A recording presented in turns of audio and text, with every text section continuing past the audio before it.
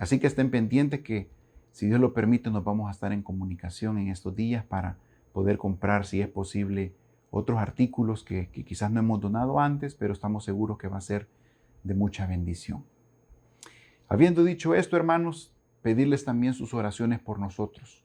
Que Dios nos guarde, que Dios nos guíe y que Dios nos dé sabiduría y fortaleza en todo momento.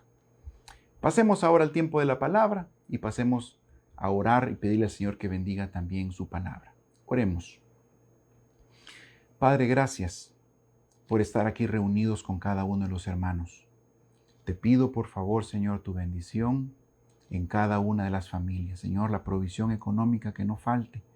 Te pedimos, Señor, por tu presencia en cada familia, principalmente, Señor, más allá de las necesidades físicas que nosotros tenemos. Te pido por las personas que han sido afectadas por las tormentas, Señor, que tú estés teniendo cuidado de cada una de estas familias. Gracias a todas las personas que han podido colaborar y esto ha sido de mucha bendición. Bendice tu palabra, Señor, por favor. Bendice el mensaje de este día domingo y bendice los corazones de los hermanos que van a recibirla también. En el nombre de Jesús. Amén. Hermanos, vamos a estudiar ahora la palabra de Dios. Hemos estado estudiando Segunda de Corintios. Segunda de Corintios ha sido una tremenda bendición, la carta a los Corintios. Pero el día de ahora vamos a hacer una pequeña pausa y vamos a estudiar una carta que particularmente para mí es de mucha bendición. Yo lo he compartido con ustedes. Es una carta de Pablo también y es la carta a los Efesios. La carta de los Efesios, en el capítulo 1, vamos a estudiar el capítulo 4 el día de ahora, los primeros versículos del capítulo 4, pero para darles un contexto de lo que está sucediendo, en el capítulo 1, Pablo da un listado de las bendiciones que nosotros tenemos en el Señor, bendiciones espirituales. Y yo quiero compartir contigo algunas de las bendiciones que se mencionan en el capítulo 1. Dice, por ejemplo, que Dios nos escogió en Él antes de la fundación del mundo y que nos predestinó para ser adoptados hijos suyos. Ponte a pensar, qué bendición que el Señor nos escogió antes de la fundación del mundo para ser adoptados hijos suyos. Desde el principio el Señor pensó en nosotros para adoptarnos sus hijos. ¡Qué bendición! Pero hay otra bendición. Dice también en el capítulo 1 que el Señor nos ha hecho aceptos en el amado. ¡Qué bendición! Nosotros somos agradables en Cristo. No, yo soy agradable, sí. En Cristo nosotros somos aceptos en el amado. ¡Qué bendición! Pero hay otra bendición. Dice que por la sangre de Cristo tenemos el perdón de los pecados, según las riquezas de su gracia. Ponte a pensar, redención por la sangre de Cristo, el perdón de los pecados. Yo puedo ser perdonado, sí, por medio de las riquezas de su gracia. ¡Qué bendición! Solo ahí van 3 bendiciones, pero hay más. En el capítulo 1 hace un listado largo de todas las bendiciones que nosotros tenemos en Cristo. Dice también que nos ha revelado el misterio de su voluntad, que es de reunir todas las cosas en Cristo, así las que están en los cielos como las que están en la tierra. Y en Él tuvimos herencia, el cielo. Tenemos el cielo, hemos recibido la herencia de parte del Señor para alabanza de su gloria, dice. Otra de las bendiciones que está en el capítulo 1 de Efesios es que hemos sido sellados con el Espíritu Santo, que es las arras de nuestra herencia, la garantía. Tenemos una garantía de la herencia que vamos a recibir en el Señor. Y todo este listado de bendiciones están en el capítulo 1. Y entonces nosotros podemos decir, ¡qué bendición! Literalmente podemos decirlo, ¡qué bendición estar en el Señor! Qué bendición estar en Cristo, porque el Señor nos ha dado todas estas bendiciones especiales para sus hijos. Luego en el capítulo 2, Pablo habla acerca de la gracia, de la misericordia. Dice que el Señor, que Dios, que es rico en misericordia, por su gran amor con que nos amó, aun estando nosotros muertos en pecado, nos dio vida juntamente con Cristo. Por gracia sois salvos. Se habla de la gracia. ¿Cómo nosotros podemos alcanzar la salvación por la gracia de Dios? ¡Qué bendición! Pero todo esto explica nuestra posición en Cristo. Y de eso quisiera que habláramos esta mañana. Quisiera que habláramos de nuestra posición en Cristo y las bendiciones que hemos recibido por estar en Cristo. Pero no solamente en la vida cristiana nosotros tenemos esos privilegios, sino que al entender nosotros esta posición que nosotros tenemos un conjunto de responsabilidades. Las responsabilidades no se desprenden de los privilegios en la vida cristiana. De la misma manera, en el capítulo 3, Pablo explica este misterio que es la iglesia, ¿verdad? Que los gentiles son coherederos y miembros del mismo cuerpo, el cuerpo de Cristo. Y cuando vemos capítulo 1, capítulo 2 y capítulo 3, nosotros decimos, qué bendición lo que Dios ha hecho por nosotros, pecadores. Yo te animo y te invito a que leas la carta a los Efesios, la epístola a los Efesios. Para mí ha sido de mucha bendición por muchos años. Pero luego tenemos el capítulo 4. Efesios tiene dos divisiones, o tiene una división. La primera se divide en dos partes, por decirlo así. La primera parte es el capítulo 1, 2 y 3, que de alguna forma explica los, si lo quieres decir así, ¿verdad?, aspectos más teológicos y más doctrinales de la carta. Y la segunda parte, capítulos 4, capítulo 5 y capítulo 6, explica aspectos más prácticos, para que en los primeros 3 capítulos nosotros entendamos cuál es la posición que nosotros tenemos en Cristo. Entonces, ¿cuál es la responsabilidad que nosotros tenemos al entender que estamos en Cristo? Y esos son los capítulos 4, 5 y 6. Particularmente siendo joven, a mí me ha gustado mucho el capítulo 4. Capítulo 4. Luego, un poco más adelante, cuando ya me casé, me gustó mucho el capítulo 5 y si tú eres un matrimonio de vida nueva, San Pedro Sula, seguramente hemos compartido contigo Efesios capítulo 5 porque habla del matrimonio, habla de la relación entre esposos y esposas, ¿verdad? Luego está el capítulo 6 que habla acerca de la armadura del cristiano. Una bendición, aspectos prácticos que nosotros podemos utilizar en la vida cristiana, podemos verdaderamente vivir y cumplir en la vida cristiana. Te animo a que leas completa la carta a los Efesios, capítulos 1, 2 y 3, y luego la parte práctica, capítulos 4, 5 y 6. El día de ahora quiero que vayamos por favor a Efesios capítulo 4 y quiero que estudiemos una parte muy importante del cristianismo. Yo pensaría una parte fundamental del cristianismo verdadero. Y quisiera hacer la pausa en 2 de Corintios, porque es muy importante que nosotros al pensar en abrir nuevamente la iglesia, al estar juntos, al estar en armonía, la iglesia pueda contar con estas características, ¿verdad?, que son el fundamento del verdadero cristianismo. Vamos a Efesios.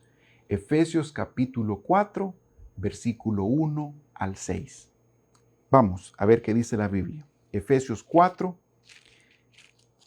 versículo 1 al versículo 6. Y dice, yo pues, preso en el Señor, os ruego que andéis como es digno de la vocación con que fuisteis llamados, con toda humildad y mansedumbre, soportándoos con paciencia los unos a los otros en amor, solícitos en guardar la unidad del Espíritu en el vínculo de la paz. Un cuerpo y un espíritu, como fuisteis también llamados en una misma esperanza de vuestra vocación.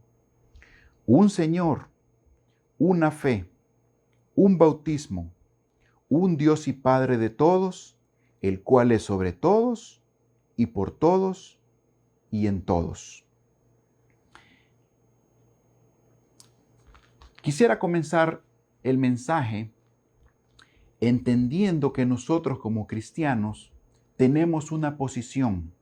Nuestra posición es en Cristo, que es lo que explica Efesios capítulo 1, capítulo 2 y capítulo 3. Y el tema principal, de hecho, de la carta es nuestra posición en Cristo.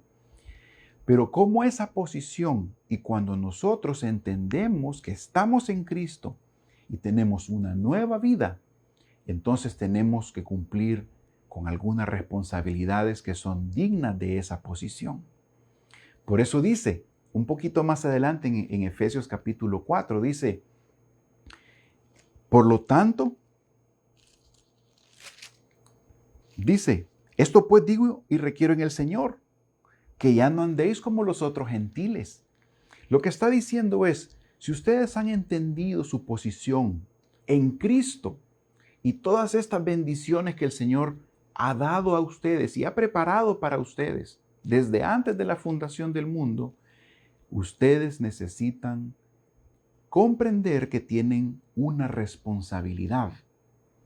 Y esa responsabilidad está en los primeros versículos del capítulo 4. Es también la idea que da 2 de Corintios capítulo 5, a donde dice, de modo que si alguno está en Cristo, nueva criatura es. Las cosas viejas pasaron, he aquí todas son hechas nuevas. Si una persona comienza a vivir para Cristo en los caminos del Señor, no va a vivir de la misma forma que cuando no conocía a Cristo. Hay un cambio, hay una responsabilidad, porque el Señor produce algo en nosotros. Y ese privilegio de estar en Cristo produce en nosotros algo nuevo, una vida nueva. Por lo tanto dice, yo pues, hablando Pablo, entendiendo, cuando dice pues, es entendiendo que estamos en Cristo, preso en el Señor, os ruego que andéis como es digno de la vocación con que fuisteis llamados. Os ruego está haciendo Pablo una súplica. Y es como que el Señor nos está haciendo a nosotros una súplica, diciendo, os ruego que andéis. El andar en la vida cristiana se refiere en todo momento a nuestra conducta, a nuestro comportamiento. Entonces está diciendo, entendiendo que estamos en Cristo, les pido, les ruego, les suplico que anden como es digno de la vocación con que fuisteis llamados. Les pido que se comporten como es digno de la vocación, como es digno de Cristo. Punto número 1. Pórtate como Cristo merece. Dignidad. En la vida cristiana nosotros podemos decidir si nosotros vivimos dignamente o vivimos indignamente o no, de una forma no digna. Y ya somos cristianos. Pero lo que está diciendo la palabra de Dios es, bueno, si tú entiendes todas estas bendiciones que Dios ha preparado para ti, si tú has entendido que Dios tiene un lugar especial para ti, que tú estás en un lugar privilegiado en Cristo, debes comportarte como Cristo se lo merece, digno de Cristo. ¿Y cómo es eso? ¿Cómo es digno de Cristo? Versículo 2. Y quizás mencionar de que ser cristiano tiene algunos rasgos y una manera digna de conducirnos de acuerdo al llamamiento de Dios. Tiene que ver con un estilo de vida. ¿Cómo es ese estilo de vida? Y por cierto, también decirles de que Pablo hace ese llamado a vivir una vida digna en diferentes cartas del Nuevo Testamento. No solamente lo hace en Efesios. Por ejemplo, aquí está Colosenses capítulo 1, versículo 9. Dice, por lo cual también nosotros, desde el día que lo oímos, no cesamos de orar por vosotros y de pedir que seáis llenos del conocimiento de su voluntad en toda sabiduría e inteligencia espiritual, para que andéis, como dice, como es digno del Señor, agradándole en todo, llevando fruto en toda buena obra y creciendo en el conocimiento de Dios. Vivir como es digno del Señor tiene que ver con tu forma de andar y no son aspectos externos. Vamos a ver que más adelante Efesios habla de los aspectos externos, pero alguna persona me puede decir, una manera digna de vivir para Cristo es no participar en toda esta clase de pecados sexuales. Pero el Señor no habla de esto en este pasaje, lo vamos a ver en un momento. No es lo que aborda primero. Y entonces otra persona me puede decir, entonces son quizás aquellos aspectos relacionados con los vicios, las personas que tienen una esclavitud a las drogas quizás. Lo vamos a ver más adelante, pero no es lo primero que el Señor aborda. No es eso lo que vamos a hablar. Entonces otra persona me dice, vamos a hablar entonces de las malas palabras, la mentira. También lo aborda más adelante Efesios, pero no es lo primero que aborda. No es la primera característica de un verdadero cristiano. Entonces vamos a hablar de la corrupción, de las personas que roban. Más adelante también se habla, pero no en este momento. En este momento el Señor va a establecer la base y fundamento de nuestro andar, de nuestro estilo de vida como cristianos. ¿Y cuál es ese estilo de vida? Son actitudes internas. Actitudes internas. Versículo 2. Con toda humildad y mansedumbre. La primera característica de un cristiano verdadero que decide vivir dignamente y portarse como Cristo lo merece es con toda humildad. Es una característica del corazón. Es una característica en tu mente. ¿Qué es la humildad? Vamos a hablar de la humildad en este momento. ¿Qué es la humildad?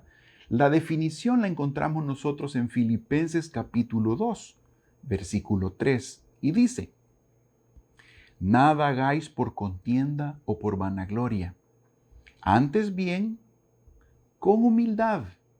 Y aquí está la definición, estimando cada uno a los demás como superiores a él mismo. La humildad es considerar a otros, es la actitud del corazón, es el pensamiento de estimar a otras personas como superiores a uno mismo. Lo contrario de la humildad es la soberbia, es el orgullo. Y si tú no estimas a otros superiores, es porque tú los miras con menosprecio. Tú los ves con altivez, con altanería, diríamos. Si hay actitudes que son completamente opuestas al cristianismo verdadero, es la falta de humildad, es el orgullo y la soberbia. Por eso Pablo, por eso el Señor, los primeros aspectos del andar digno en Cristo que Él aborda en Efesios no tienen que ver con cosas externas, tienen que ver con los aspectos internos de nuestro corazón. Dice la Biblia en Salmos capítulo 73, versículo 8. Miren qué dice, vamos a la Biblia, Salmo 73, versículo 8. Acerca de la actitud de los arrogantes y los soberbios.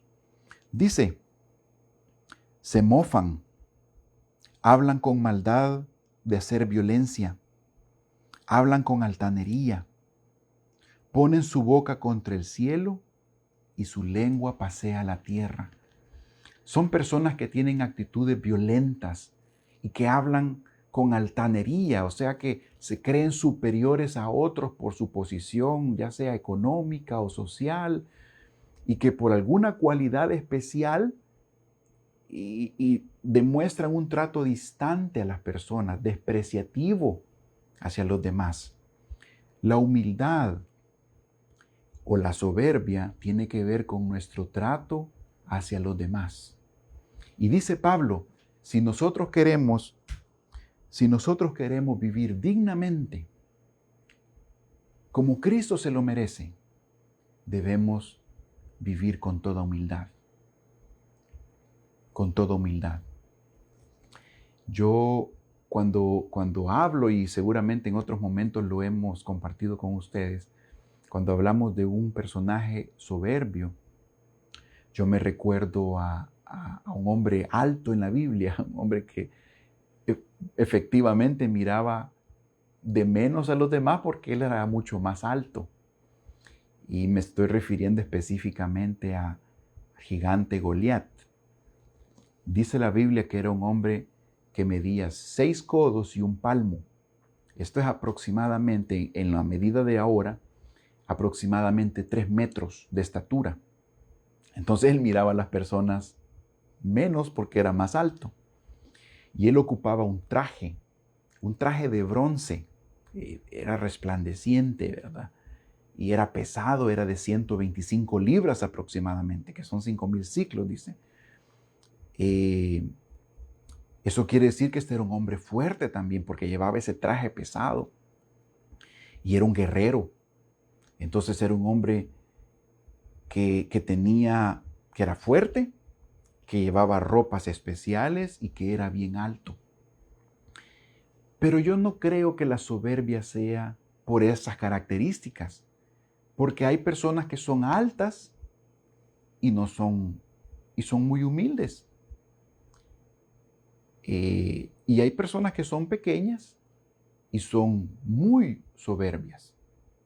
Y en cuanto a la ropa, no es la ropa la que define una persona si es soberbia o si es humilde. O en cuanto a la fuerza, aunque podrían ser características de una persona soberbia, ¿verdad? De su fuerza y por eso menosprecia a otros. Su fuerza, su ropa y su estatura. Pero no es una característica. ¿Por qué pienso que esta persona era soberbio? ¿Por qué pienso que este Goliat era un hombre soberbio? Bueno, él daba voces. Él hablaba desafiante. Él era un hombre jactancioso, provocador, intimidante, y hablaba con palabras hirientes y maldecía, justo como lo describe Salmos 73. Y le dijo a David, soy perro para que vengas a mí con palos.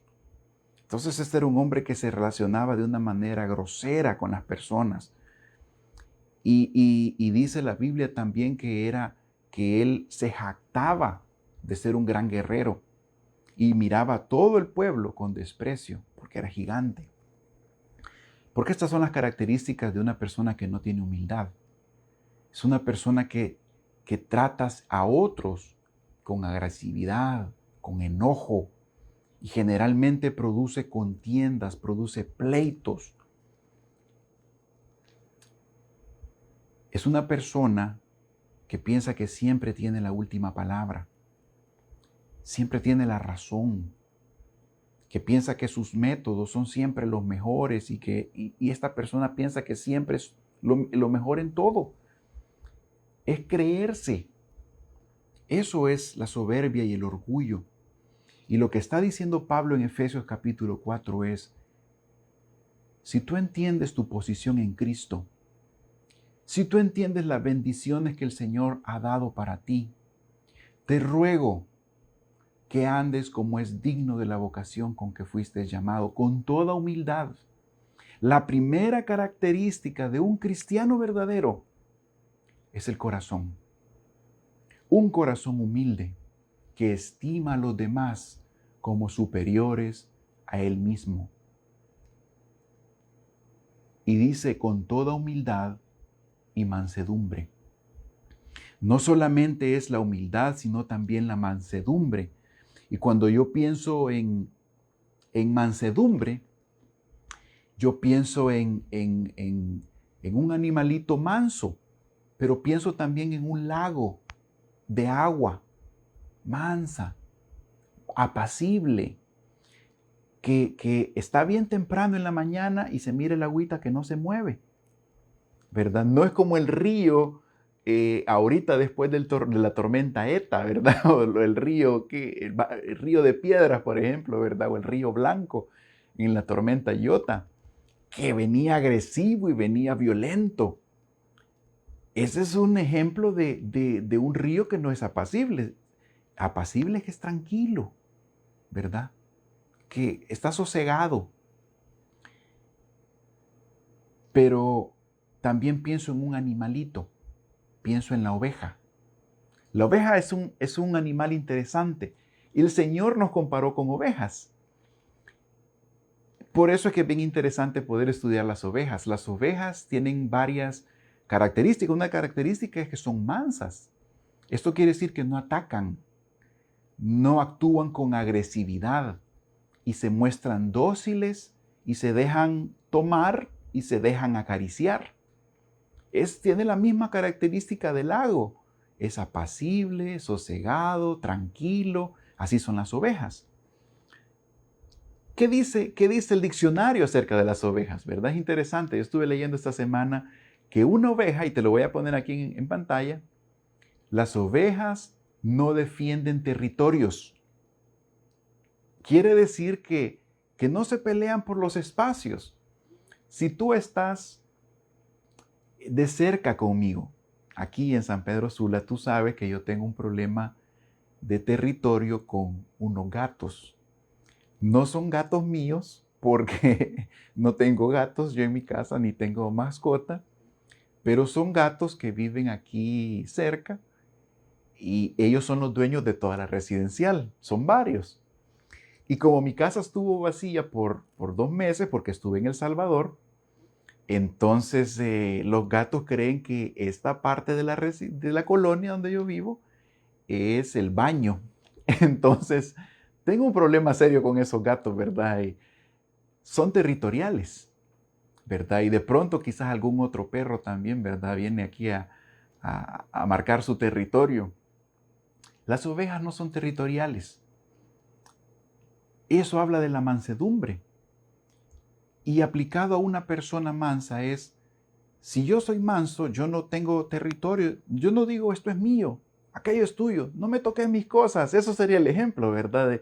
De alguien territorial, decir, por favor aquí con mis espacios, no. Y agresivo y violento en el trato. Pero hay otra característica de las ovejas, no solamente que no defienden territorio, sino que dice, todas las ovejas, y te lo pongo aquí en pantalla, tienen tendencia a congregarse cerca unas de otras y pueden estresarse cuando se separan de su rebaño. Qué interesante. Pero esto es lo que les quiero enseñar. Estando en grupo, muestran una fuerte tendencia a seguir a un líder, aunque a menudo no es más que el primer individuo que decide moverse. Qué tremendo las ovejas, la docilidad de las ovejas. Siguen a un líder, pero ¿quién es el líder? El primero que decide moverse. O sea, si una oveja por allá comienza a moverse, ahí van todas. Y si una se decide mover por allá, entonces para allá van todas. Es esa docilidad de no estar poniendo resistencia, de no ir siempre en la contraria, de no mostrarse, no, yo no quiero ir por ese lugar, yo tengo otra opinión. Eso es falta de mansedumbre. Esa es falta de humildad. Creerse siempre que yo tengo la razón y que se van a hacer las cosas siempre a mi manera.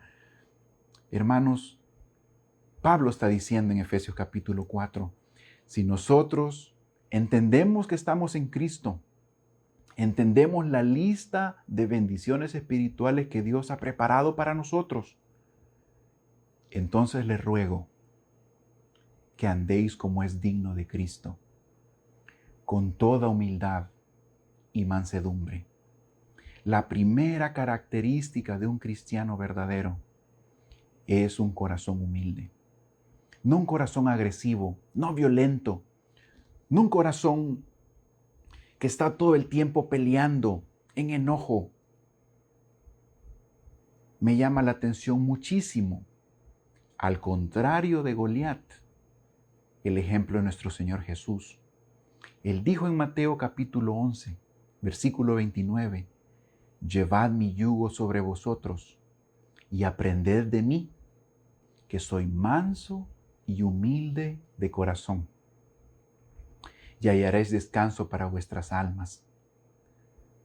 No fue casualidad que Pablo escogió esas dos características. Están describiendo exactamente a nuestro Señor Jesús, manso y humilde de corazón. Hermanos, si nosotros entendemos que estamos en Cristo, este privilegio que el Señor nos ha dado, esa posición especial en Cristo, como lo describe el capítulo 1, 2 y 3 de Efesios, entonces os ruego que andemos como es digno de Cristo, con toda humildad, con toda mansedumbre. Y cuando dice toda, es porque la humildad no puede ser a medias, o no puede ser una falsa humildad. Hermano, esta es una característica profunda del corazón, de tu mente, de decir, yo tomo la decisión de tener relaciones donde yo me relaciono en humildad con otras personas, donde yo no estoy en contienda, en pleito, en enojo. ¿Cómo son tus relaciones? Yo te pregunto, ¿cómo son tus relaciones en tu hogar? ¿Estás constantemente en enojo, en disensión, en contienda? ¿Cómo es tu relación con tus hijos? ¿Cómo es tu relación con tus compañeros de trabajo? ¿Hay mansedumbre? ¿Hay humildad? ¿O hay soberbia? ¿Hay orgullo? ¿Hay altanería? ¿Cómo es la relación con tus padres? ¿Cómo es la relación con tus hermanos? ¿Con tus vecinos? ¿Con tus amigos? ¿Con los hermanos de la iglesia? Por eso es que Pablo está mencionando este aspecto tan importante de nuestro carácter. Os ruego que andéis como es digno de la vocación con la que fuiste llamado, digno con la dignidad que merece Cristo, con toda humildad, con mansedumbre. Pero no solo eso, miren qué más dice. Versículo 2. Con toda humildad y mansedumbre, soportándoos con paciencia los unos a los otros en amor. Soportar. Soportar quiere decir tener encima un peso, tener encima una fuerza o una presión y poder resistirlo sin sufrir daño o alteración. Esa es la definición. Tú estás soportando algo, tú estás sosteniendo algo que ejerce presión y fuerza en tu vida. Y en algún momento tú dices, yo ya no soporto. Entonces lo que está diciendo Pablo es, si tú entiendes que estás en Cristo y te quieres comportar como Cristo lo merece, entonces soportas, aguantas la presión. Pero no solamente es soportar, sino con paciencia. Paciencia es la característica de esperar. A veces hay que esperar mucho tiempo soportando algunas relaciones. Soportar con paciencia, pero no solamente dice con paciencia, sino que dice soportar con paciencia en amor. Ay, ¿qué quiere decir entonces soportar con paciencia? Quiere decir aguantar lo que está pasando. A veces son ofensas de otras personas, porque estamos hablando de las relaciones, en humildad y mansedumbre. Entonces soportar con paciencia, está pasando el tiempo y estoy soportando, pero en amor. ¿Cómo es el amor? Primera de Corintios capítulo 13 describe el amor. Tú conoces esos pasajes. Y yo te voy a parafrasear lo que dice entonces que es el amor, combinándolo con lo que dice este pasaje. Soportar con paciencia sin hacer nada indebido. O sea, que está soportando con paciencia porque el amor no hace nada indebido. Soportar con paciencia sin rencor, porque el amor no guarda rencor. Soportar con paciencia sin irritarte, porque el amor no se irrita. Soportar con paciencia, porque el amor todo lo sufre, todo lo cree, todo lo espera, todo lo soporta.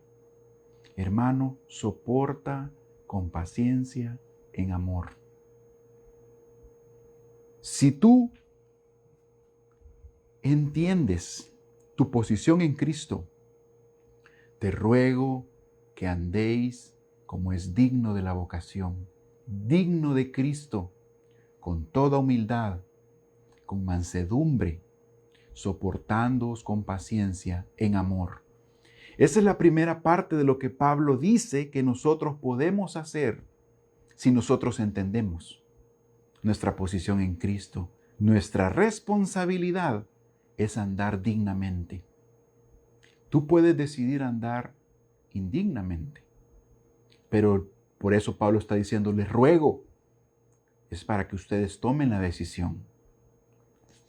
Hermanos, este es el tipo de pasajes en la Biblia en donde nosotros nos llama el Señor a hacernos un autoexamen, una reflexión profunda acerca de nuestro carácter. ¿Eres una persona humilde o eres una persona con orgullo? Y en este momento, hermano, yo te quiero pedir, no que veas a la persona que está a la par tuya, que hagas este ejercicio de reflexión tú, de manera individual, personal, en tu corazón, y que veas si tú tienes alguna de estas características.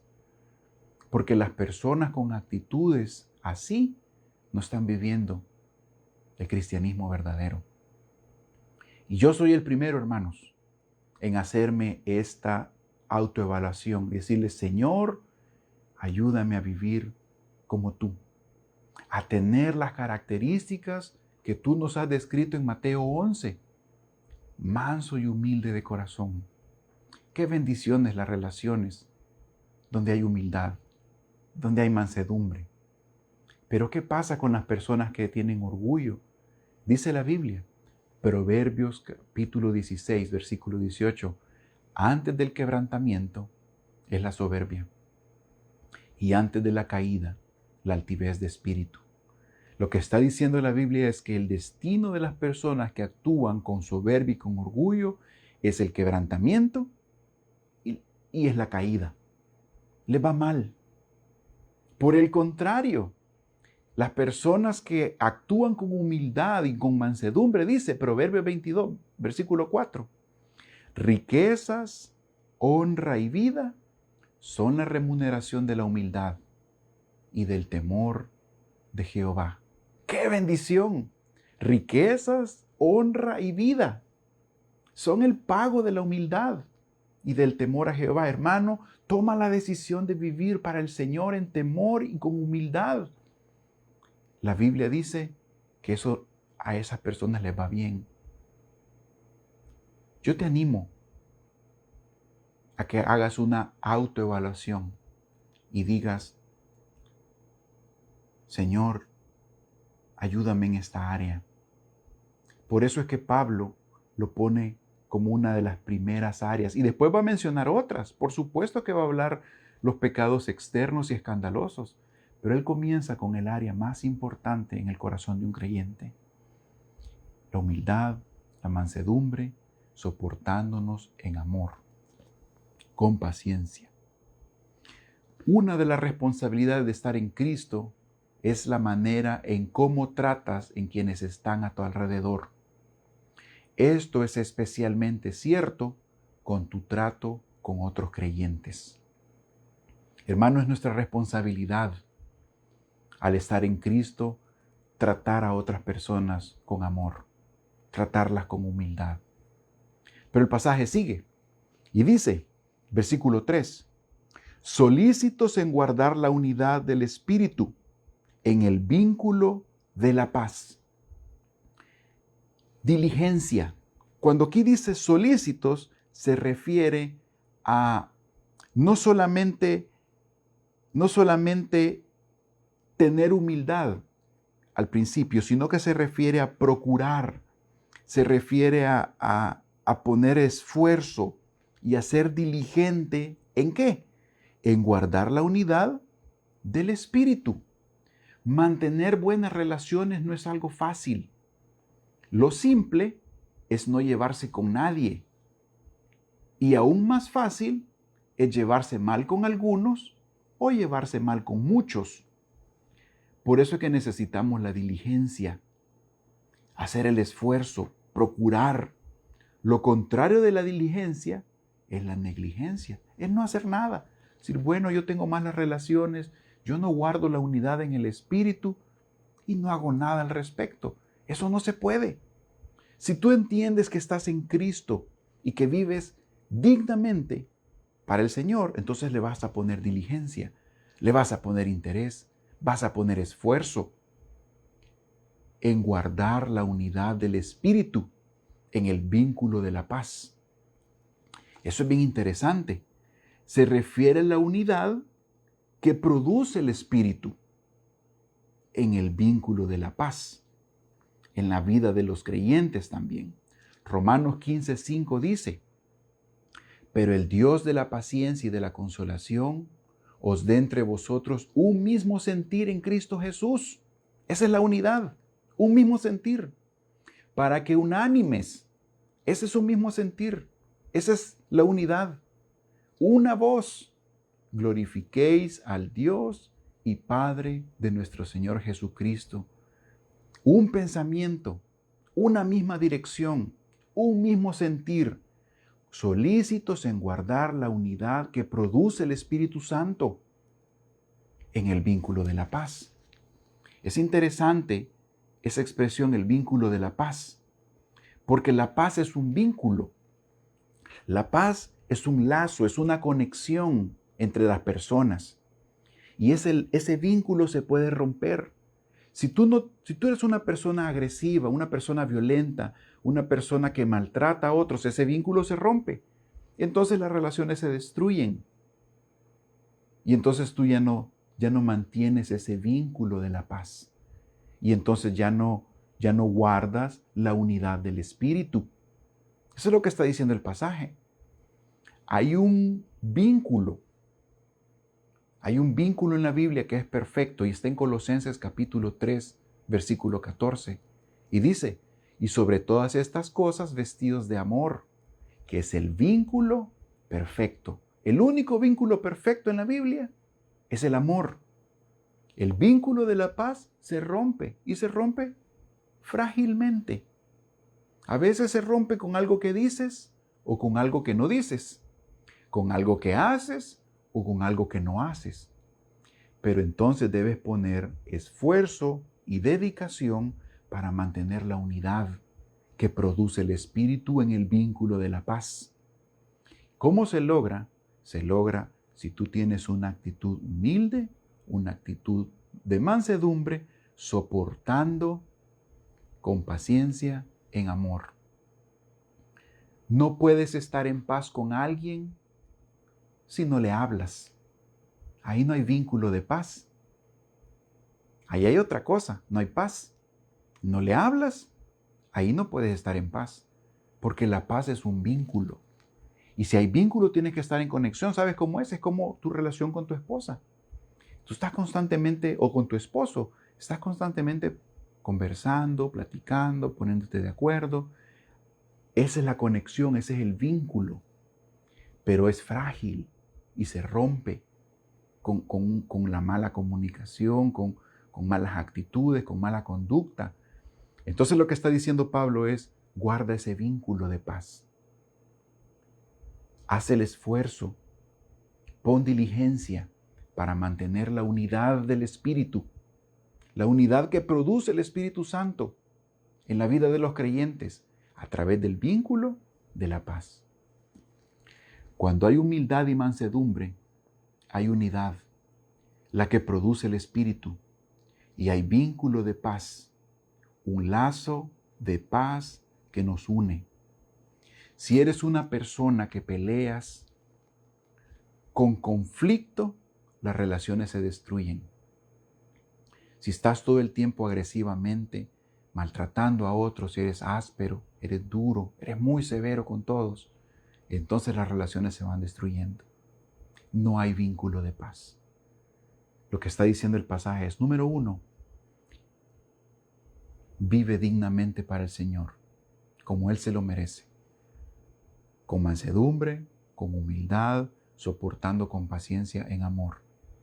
Número 2, pon diligencia en mantener la unidad del Espíritu, que es el vínculo de la paz.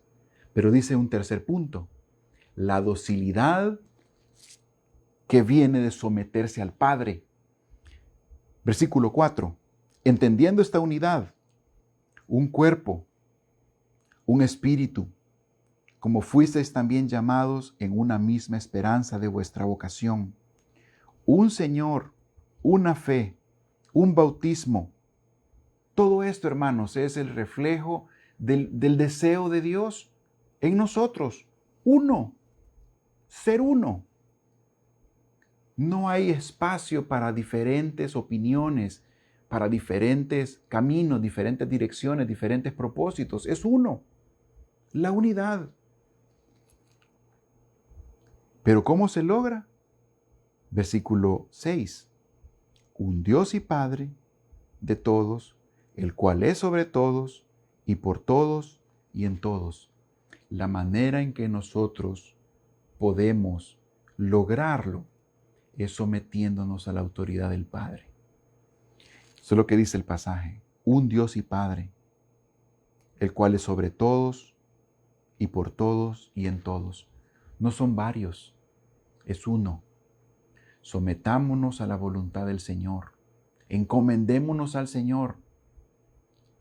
Tengamos la disposición de ser humildes, de ser mansos, de soportarnos y de buscar esta unidad en el Espíritu. Hermanos, si nosotros nos sometemos al Señor, te aseguro que vamos a lograr esa unidad que produce el Espíritu en el vínculo de la paz. Que Dios te bendiga mucho. Vamos a orar. Padre, nos ponemos en tus manos en esta hora. Gracias por tu palabra. Gracias por tu ejemplo. Señor, ayúdanos a poner en práctica lo que estamos estudiando. Ayúdanos a cumplir tu palabra, Señor. Queremos ser hombres como Jesús y que tú formes en nosotros a nuestro Señor Jesús. Yo te pido por los hermanos de la congregación, cada uno de ellos, los hermanos que están luchando con esta área, Señor, tan difícil. Yo sé que no es un área fácil, Padre. Yo te pido que por favor bendigas esa intención y ese deseo, Padre, de crecer como nuestro Señor Jesús. Te pido por las relaciones, Señor, que restaure relaciones, que restaure las relaciones rotas en contienda, en pleito. Nos ponemos en tus manos en esta hora, en el nombre de Jesús. Y si tú estás escuchando este mensaje por primera vez y tú dices, hermano, yo estoy en una situación difícil en todas mis relaciones, muchas relaciones rotas, a veces por orgullo, por soberbia o por desconocimiento. ¿Qué puedo hacer? Yo te puedo decir que tú puedes recibir al Señor Jesús. Tú puedes recibir a Cristo en tu corazón. Él es el camino. Él es la verdad. Él es la vida. Él te puede ayudar. Si tú quieres recibir a Jesús en tu corazón y quieres que te ayude a restaurar tus relaciones, yo te pido que repitas esta oración después de mí. que sea algo entre tú y Dios, ¿verdad? Yo te voy a dirigir diciendo las palabras. Cierra tus ojos y dile, Señor Jesús, reconozco que soy pecador. Reconozco que te he fallado. Creo que tú has muerto por mí en la cruz y que resucitaste al tercer día. Señor, perdona mis pecados. Salva mi alma. Quiero estar contigo cuando yo muera. Ayúdame, Señor, en mis necesidades aquí en la tierra, a restaurar estas relaciones rotas. Ven a mi vida. Te lo pido en el nombre de Jesús. Amén. Si tú has hecho esta oración, yo te pido que te comuniques con nosotros en la sección de comentarios. Va a ser un gusto poder contactarte y poder conversar contigo. Que Dios te bendiga, que Dios les bendiga mucho, hermanos. Nos vemos entre semana.